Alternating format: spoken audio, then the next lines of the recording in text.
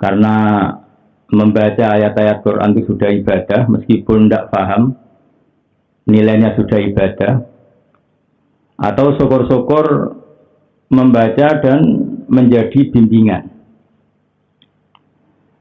Saya beri contoh, membaca meskipun nggak paham itu baik. Saya beri contoh begini. Ada orang yang semalaman itu jagungan sama keluarga, bercengkrama ringan. Ya bercengkrama saja, mungkin cerita masa lalu, cerita lucunya cucu atau lucunya anak.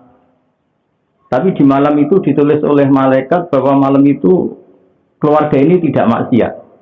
Tidak dugem, tidak narkoba, tidak ke tempat-tempat yang maksiat. Ini pentingnya ngaji. Jadi saya lama kali ngaji usul fikih sama aganya Gus Yasin, Haji Memon Zubair. Di antara kebaikan agama ini adalah meninggalkan kemungkaran. Meninggalkan itu sesuatu yang nggak butuh modal. Kalau kita untuk dapat pahala sholat, itu kita harus sholat. Untuk pahala haji, kita harus haji. Tapi ada kebaikan yang kita tidak perlu modal, yaitu tarkul mungkarat, meninggalkan hal-hal yang dilarang Allah Subhanahu wa Ta'ala. Jadi barokahnya kita bercengkrama dengan keluarga, asik. Kalau dalam bahasa santri ya santri gayung, guyon-guyon sama teman, sama tetangga. Tapi efek dari itu, atau min lawazimi dzalik, efek dari itu pasti saat itu juga kita tidak maksiat. Tahu-tahu sudah pagi, kita tidak menyaksikan maksiat di keramunan, tidak macam-macam. Nah kira-kira juga seperti itu. Kalau orang baca Quran tidak paham, setidaknya dia menyibukkan diri dengan kalamullah, dengan sesuatu yang baik. Efek dari itu pasti saat itu tidak maksiat. Sehingga kalau ada orang tanya, kenapa sih Gus baca Quran tidak paham kok dapat pahala? Satu, jawabannya itu kalamullah. Nomor dua, sebagian kebaikan itu adalah meninggalkan kemaksiatan. Dan meninggalkan kemaksiatan itu bisa dilakukan dengan hal-hal yang gampang. Maka di antara kelebihannya Ramadan itu ada kalimat, ada naumus shaim ibadah. Tidurnya orang puasa itu sudah ibadah. Filosofinya gimana? Di mana-mana orang tidur itu ya tidak nyuri, tidak ngerasani orang, tidak gosip, tidak melihat hal-hal yang maksiat.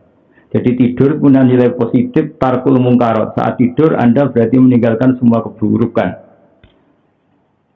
Jadi, nah kedua, ini yang lebih utama lagi, syukur-syukur bacanya itu paham. Paham itu artinya ngerti ya, sesuai kapasitas masing-masing. Saya ini mulai kecil sampai sekarang masih ngaji Quran, juga masih belajar, juga masih terus mencari ilmu. Di antara cara-cara Allah untuk menjelaskan manusia itu pakai al-amsal. Al-amsal itu maknanya analogi yang mudah difahami manusia. Sehingga di surat Waqiah misalnya, kita cari surat-surat yang terkenal, Allah itu dengan sangat mengharukan, padahal Allah adalah Tuhan. Jadi dengan sangat mengharukan ngendikan nahnu khalaqnakum falaula tusaddiqun. Mbok ya kalau nyembah yang perlu disembah itu mbok yang punya reputasi menciptakan. Intinya Allah itu ingin mengajari kita. Pertama Allah cerita tentang kualifikasi jadi Tuhan. Itu Allah sangat fair sekali. Kita misalnya baca di awal juz 26.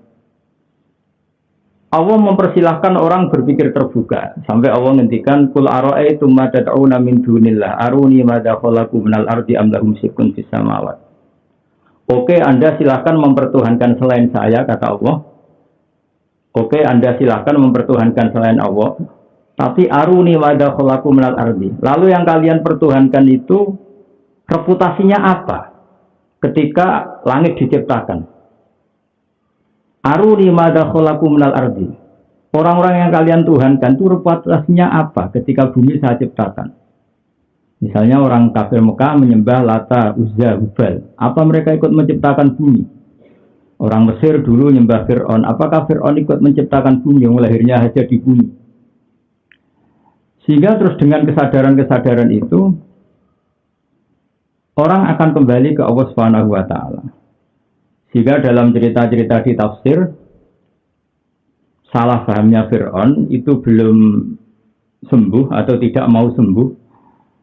Ketika Nabi Musa ditanya, "Wa ma Rabbul Alamin?" Lalu Tuhan semesta alam itu siapa Musa?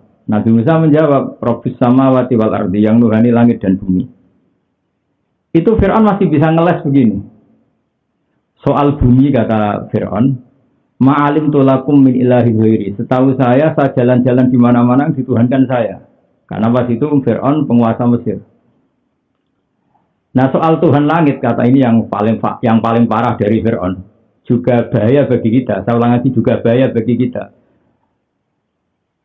Dia bilang ke Haman. Haman itu arsitekturnya Fir'aun yang bagian nangani bangunan.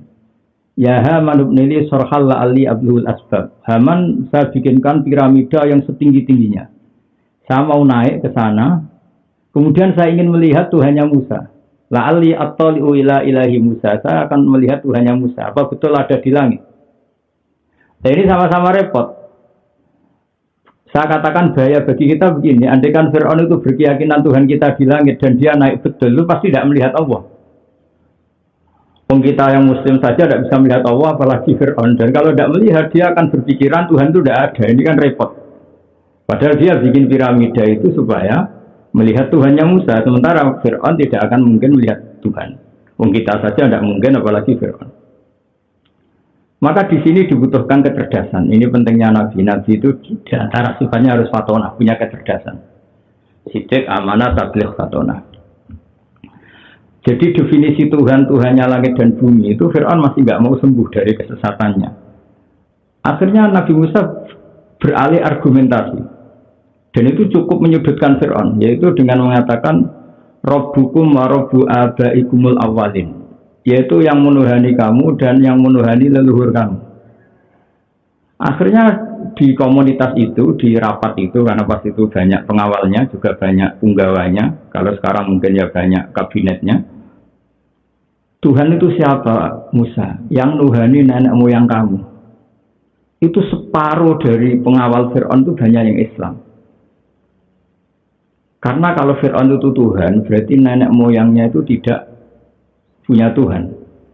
Karena Tuhannya baru lahir, ada tahun kelahirannya, ada KTP-nya, ada mungkin aktenya. Nah ini kan jadi aneh. Makanya nyifati Tuhan dengan istilah Tuhanmu dan yang nuhani leluhur kamu.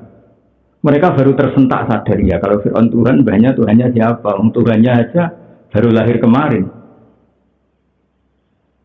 Nah itu termasuk argumentasi yang mematahkan keangkuhan Fir'aun mengaku sebagai Tuhan. Itu juga cara-cara kita untuk mendekatkan Allah lewat membaca Al-Quran. Jadi membaca Al-Quran itu qiraatan wa tadabburan, membaca secara kita baca, atau ya syukur-syukur dia ngenang.